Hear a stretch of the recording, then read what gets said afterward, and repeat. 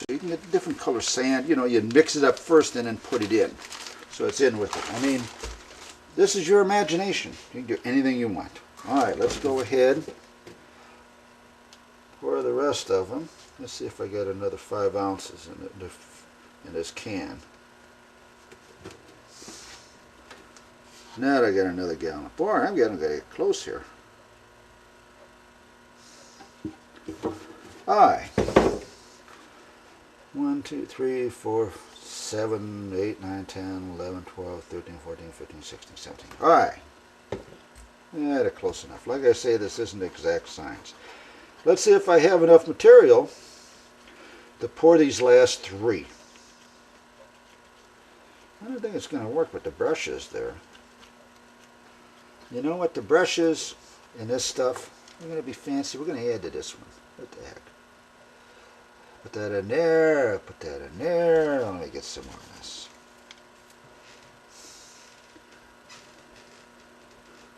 I mean, it's just, yeah, you sort of stick it. Now you can bundle it up beforehand. You know, twist it all together before you put it in there.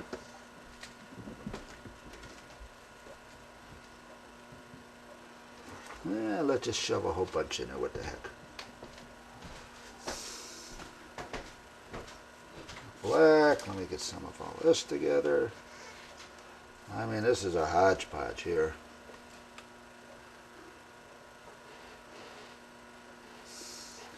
And we'll find out what doesn't stick after. We can always pull out of there. It'll look pretty. Well, you know what? That's how it works. All right. We have this one to pour.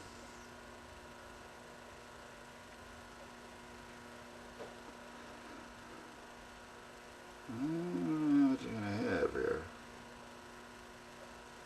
Alright, I pour that up so I make sure that it captures around that. Like I say, I don't really do that, but that's how it was in the book. We have this one. Well, I might as well pour this one on. Let's see if I'm going to run out or not.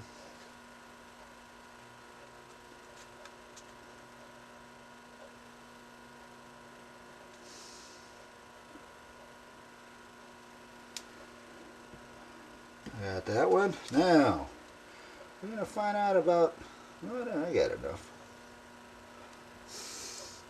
We're going to find out how this good old rubber one came out. Well, I got a little bit too much resin in there. Push it out. When I put the feathers in there, it's going to pull up. Yeah, I can use some of the resin there. You always hold on to it. In case something leaks or whatever, you can dump some more resin on it. Alright, I got this one. We're going to go feathers. Put feathers in.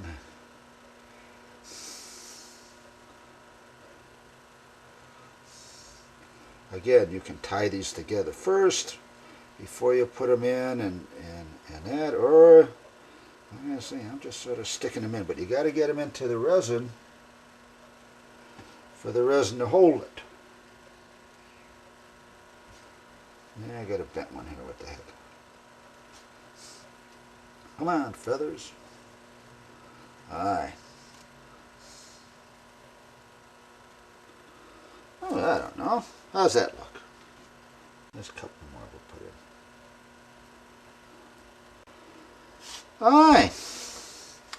That's the mess. Well, I'm going to stop. Go clean everything off. Clean this mess up. Go out to lunch with the wife. And we'll see how this works. Alright. Let's start out.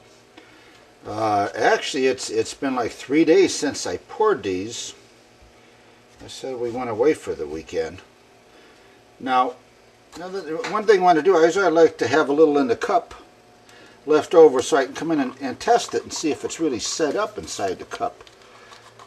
Because if you don't have enough hardener, it's just still set up soft or a little tacky. So what it is you might have to let it sit more than a day or two.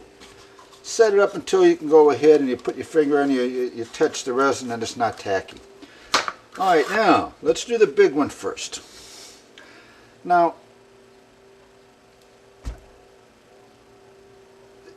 the way when they learned how to do this, they had you try pulling these out, and I found that was a pain in the butt, try to break it out, and it even says break it away if it didn't come out. If you do it this way, I got this nice little hunk of brass down here. Take a hammer, and I can tap at that, and what that does is that drives it out. Well, I drived out a little bit too much.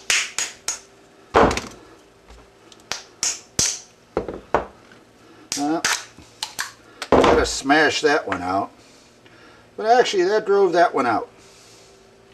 Let me zoom this in a little bit. Telephoto. And I broke out a little piece of the back, smashing it out. But you can see this is that one where I put those little specks in and up in the front. Remember I told you they had a tendency to sink to the bottom. So that's usually this will pop right out. Problem with it, you know, usually that doesn't happen on the last ones I've been making. Could be a matter I should have made it a little hotter so it would have set up a little quicker. It does shrink a little bit when you pour it. Alright, let's see how the others come out. Yeah, I'm going to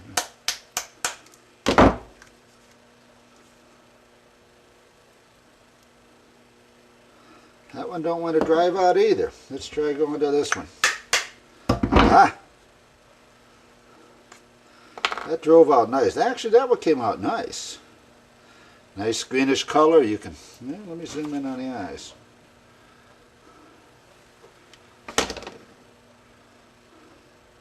Actually, that one came out nice. This is like this 3/4 inch diameter one. The eye's still movable. Nice and clear in there. Actually, that one came out real nice. That was the McMaster card plastic. I'm still undecided whether this plastic does have an effect on this or not. Let's try getting some of the other ones out. Let's try this big one. Ah, that one popped out. Ah. Well, let's shoot that one really in. Actually, some of the stuff I had ended up going all the way down in there. So a little slight tackiness to this yet too. But then again, let it set.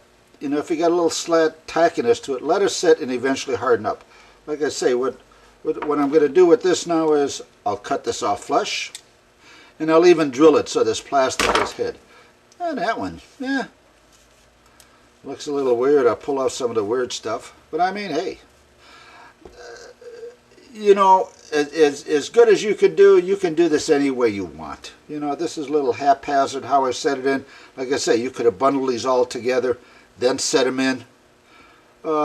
This is the spur of the moment through this one. All right, so we got two of them that came out pretty good. Try one of these little ones.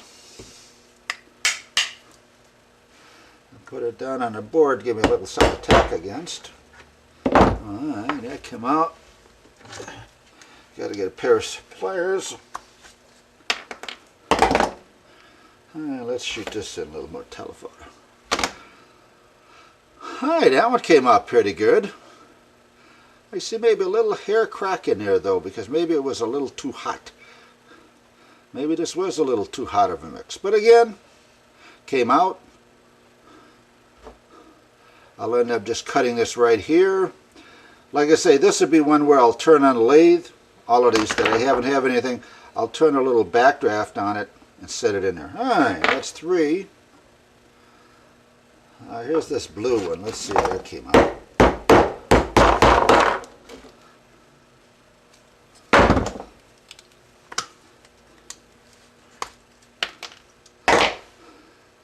I wanted to see how the blue, yeah, there we go, how the blue looked. This would come out, well, hitting on it, I chipped it a little bit back there.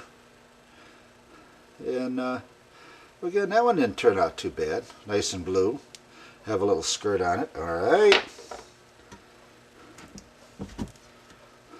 Painted one. Now, little secret I found that I didn't do here is when you pour these, if you don't pull all the way down into plastic, at least you can have it something to put it down on when you tap on it to bang it through.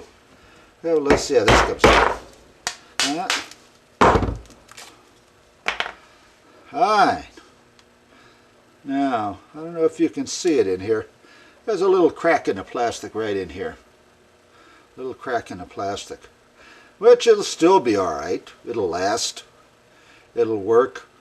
This is that black. Well, black doesn't, sparkle in it doesn't impress me. But no, this will be another one that'll turn. Alright. Let's see how we're doing. This is the one I poured for just the green. Let's see if I can get this one out of here. Ah, popped out.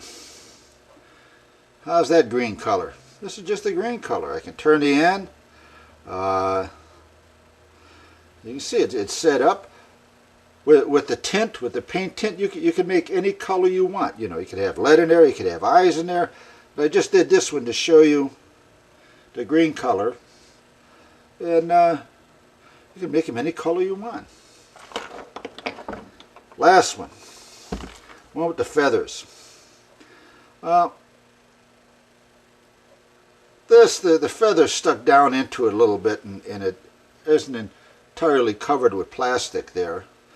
But hey, for what it is, little shot, got the little eyes up in there. This has got a contoured front. Alright, I think that came out pretty good.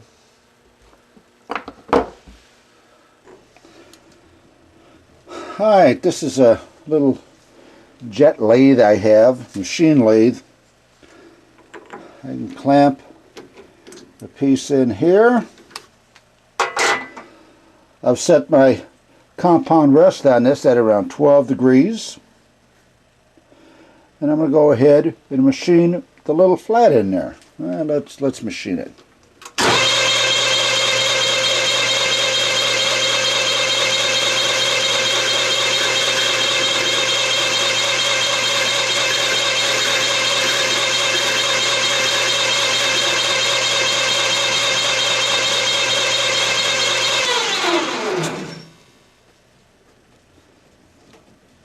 Alright, pop this out.